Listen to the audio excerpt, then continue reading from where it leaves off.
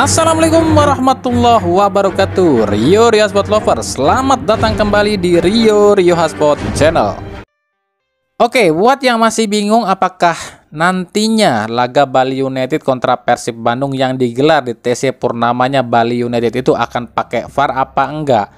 Jawaban dari LIB ternyata memang pakai VAR, tapi bukan VAR yang statis, cuma pakai VAR yang mobil aja. Jadi menurut LIB, semua yang akan jadi venue gelaran Champions Series nggak ada yang nggak pakai VAR. Semuanya pakai VAR, tapi semuanya pakai VAR mobil semua, nggak pakai VAR yang udah tertanam di stadion ya.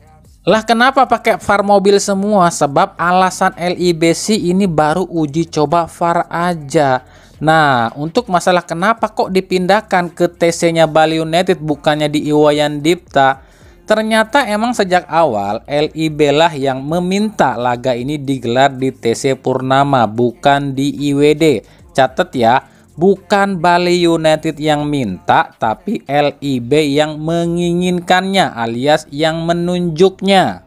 Pihak Bali United memprotes keputusan LIB. Kenapa nggak di IWD? Sebab kalau di IWD kan mereka masih bisa jual tiket alias masih dapat pemasukan. Sementara kalau di TC Purnama itu kan nggak ada buat supporternya. Cuma bisa 600 orangan aja yang nonton di TC Purnama itu.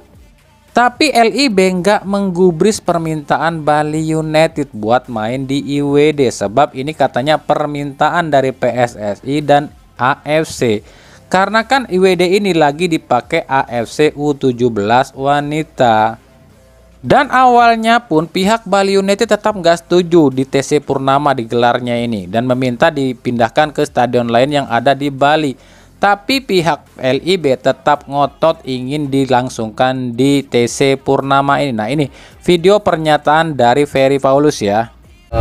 Kita akan berangkat mobil untuk VAR ya, itu bagian dari persiapan dari Champions Series, karena memang awalnya sebenarnya untuk Bali United kita akan install di training groundnya, tapi karena memang digunakan untuk AFC Women Under 17, kita ambil jalan pintas, kita semua menggunakan van. Jadi 3 van yang kita siapkan awalnya di Bantakan, kemudian di Bandung dan juga di Bangkalan, Bali terpaksa kita juga harus gunakan dengan van. Di sini ada beberapa kesimpulan yang kami tangkap. Yang pertama, jangan terlalu berharap pada VAR. Wong sekelas Piala Dunia atau Piala Asia yang ada VAR aja ada untungnya ada ruginya, bahkan kayaknya kebanyakan ruginya deh. Sebab VAR ini tuh cuma alat, yang nentuin ya tetap wasitnya sendiri. Meskipun kata VAR salah, tapi kalau kata wasit nggak salah ya wasit yang menang. Apalagi ini cuma sekelas mobil VAR. Wong di Liga Vietnam aja selama pakai mobil VAR makin hancur tuh liganya. Dan ini berlaku loh pada pertandingan semua di Champions Series ini, semuanya pakai mobil VAR. Yang kedua, ini sebenarnya tantangan buat Persib, sebab Persib itu rekornya kurang bagus kalau main di IWD. Musim ini Persib 4 kali main di stadion ini dengan catatan 1 kali lawan Bali United dengan skor 0-0, lalu lawan Arema dengan skor 3-3, lawan Persita pun 3-3, dan baru menang lawan Persikabo dengan skor 1-3. Jadi ya siapa tahu kalau nggak di IWD Persib bisa menang, kan gitu. Tapi ini kan cuma asumsi kami aja. Kesimpulan ketiga yang kami tangkap adalah LIB emang sengaja menunjuk TC Purnama ini agar dengan tujuan nggak boleh ada penonton. Sebab kan Bali United ini udah pengennya di IWD dan udah jual tiket agar diperbolehkan ada penonton, tapi LIB-nya kekeh inginnya di TC Purnama. Jadi jelas ya alasan LIB ini supaya nggak ada supporternya. Ya meskipun ini liga teraneh di dunia jadinya, dan lucu aja gitu, ada sebuah kompetisi ketika masuk ke putaran final atau semifinal tapi nggak ada yang nonton, kan lucu. Ada kompetisi nih masuk ke putaran final tapi nggak ada yang nonton, nggak ada yang dukung. Ini lucu banget, udah kayak apa ya, kayak main sendiri-sendiri gitu. Bahkan ya di Liga Champion Eropa aja waktu zamannya Covid kemarin itu, di final tetap ada penonton loh, meskipun dibatasin ya dengan protokol kesehatan yang tinggi, tapi tetap ada penonton karena ya tensinya beda, karena final itu emang harus ada kesorakan atau sorak-sorai penonton biar nantinya yang juara itu kan ada yang dukung gitu loh. Lah ini nggak boleh ada penonton, kan lucu. Jadi di sini udah jelas ya, meskipun dipindahkan ke TC Purnama, VAR tetap ada. Tapi sekali lagi kami bilang, jangan terlalu berharap sama VAR, apalagi sekelas di Indonesia yang wasitnya aja baru pertama kali lihat VAR. Ya kali langsung apal ya, kayak kita main PS aja, kalau pertama kali ya pasti asal cuma tahu aja, nggak paham-paham bener. Ya intinya apa? Kalau ada keputusan yang sangat keliru ya tinggal kita geruduk aja tuh LIB dan PSSI-nya, beres kan?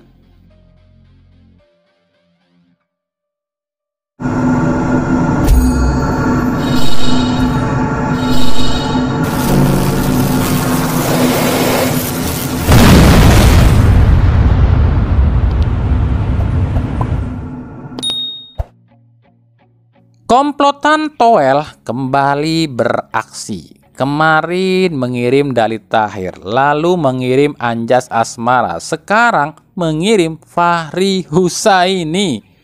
Tapi di sini kami pikir Fahri lebih cerdas sebab dia ini berlindung di bawah ketiak Marcelino Ferdinand. Dengan embel-embel melindungi Lino dari hujatan Justin alias Coach Justin, Fahri pun menyerang Coach Justin. Nah ini videonya. Coach Justin juga komentar Anda di media itu juga buat saya sangat menyakitkan itu. Anda membanding-bandingkan Marcelino dengan Ronaldo. Ya, Anda punya banyak follower dan apa yang Anda katakan itu seolah-olah itu adalah kebenaran semua. Bisa jadi saya setelah ini mungkin akan mendapat hujatan juga, kritikan juga karena saya tidak mendukung pendapat Anda itu gitu.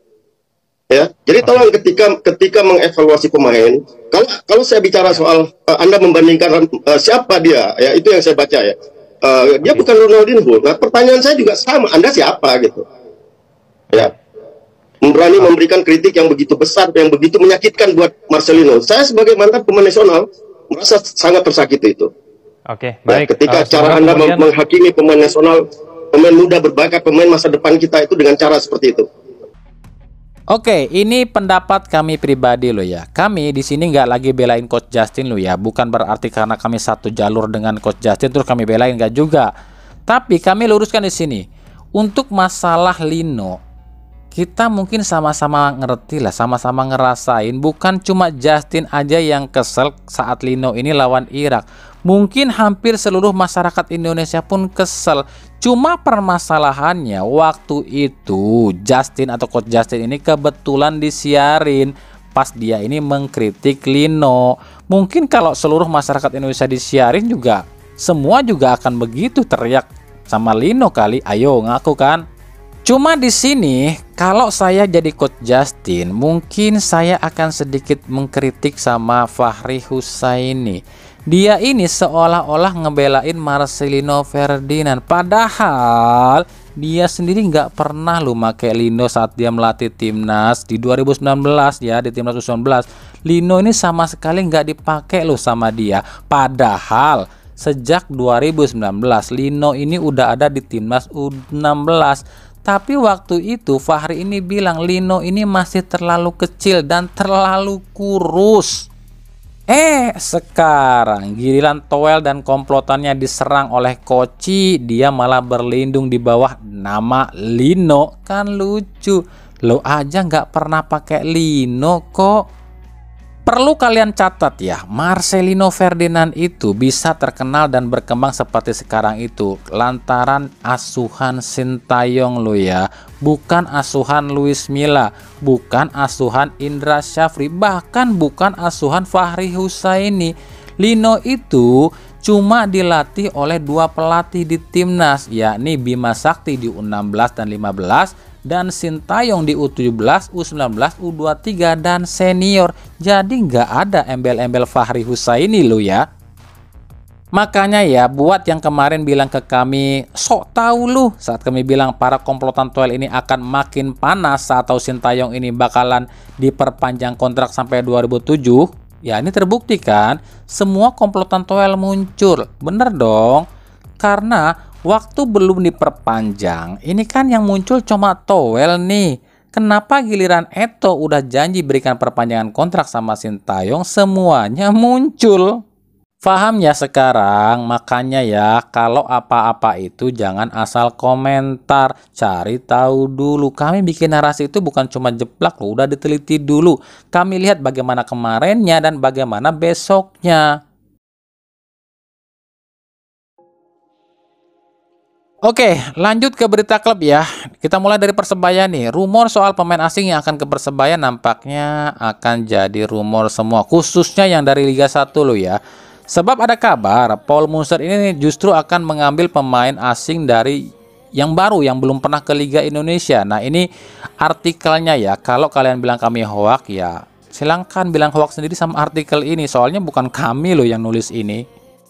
Kata Paul Munster, sedikit. Saya tidak akan menyebut nama, tapi sedikit ada kualitas di Liga 1. Saya mencari di sini. Untuk semua pemain, saya mencari di luar. Itu kata Munster.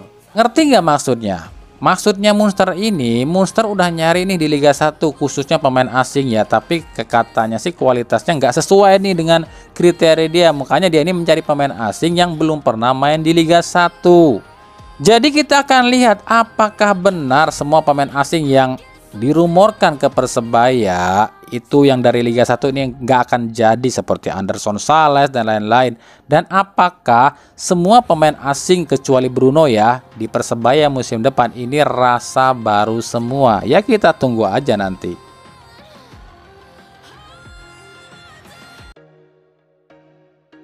Lanjut ya, yang kedua ada Yandi Sofyan nih, pemain Persikabo yang sempat diisukan akan ke Bali, ke Persib. Sekarang justru ada rumor kalau Yandi ini tuh akan merapat ke MU Utara, yakni Malut United.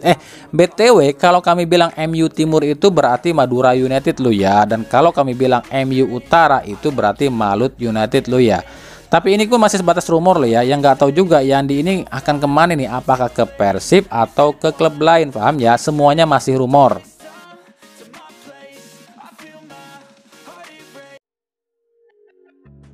Lalu ada Levi Madinda, ex pemain Persib Bandung milik JDT, yang banyak yang nanya kemarin, nasibnya gimana bang? Kalau menurut kami sih, Levi ini masih punya hasrat main di Liga 1. Hal ini terlihat di Instagramnya saat Levi ini latihan di gym nih. Dia ini latihan bersama anaknya, justru sang anaknya ini malah pakai jersey Persib, bukan pakai jersey JDT. Padahal latihannya di training di gymnya JDT loh ini. Sebagai info aja, Levi ini udah diperpanjang kontrak loh ya sama JDT sampai Juni 2025. Jadi kalau ada tim yang meminati ya harus tebus lah. Atau mungkin kalau pinjam, bisa kali lah kalau pinjam.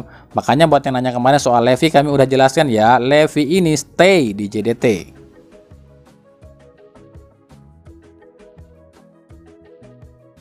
Yang ketiga ada dua pemain asing yang ya mantan juga sih, mantan pemain asing Liga 1, yakni Karim Rossi dan juga Josep Ejejari. Nah, Karim Rossi dan Josep ini kan kemarin diisukan akan ke Persebaya, tapi ada berita baru nih, katanya dua pemain ini tuh justru lebih tertarik main di PSS Sleman.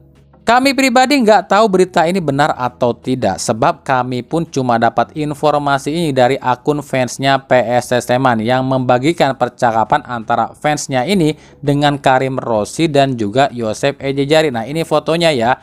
Nah, silahkan nilai sendiri, ini asli, editan, ini benar atau tidak. Kalau kami no comment.